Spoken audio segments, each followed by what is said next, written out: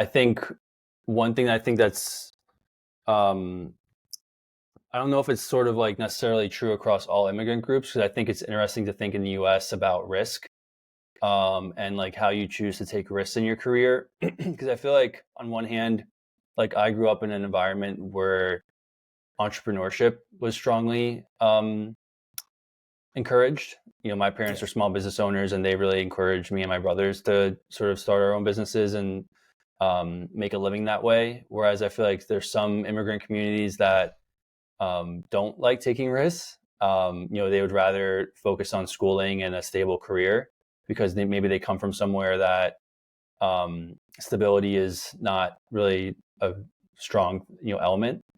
Yes. So I think it sort of depends. I think my advice to like immigrants parents would be to be open-minded about sort of the path that your child chooses here. Like the United States, there's a lot of different ways to be successful. You can be successful taking risks and being entrepreneurial, and you can also be really successful, crushing school and crushing a full-time career.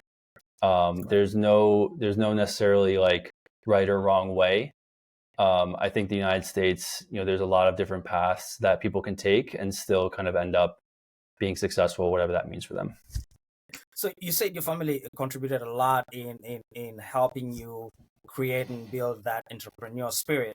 Um, how did that play into your creation of your digital marketing agency, Bluewing? Yeah, so after I graduated college, I worked full time for three different companies over the course of 5 or 6 years. Basically, during college, I got really into music. I worked at the commercial radio station locally, and I also started my own music blog.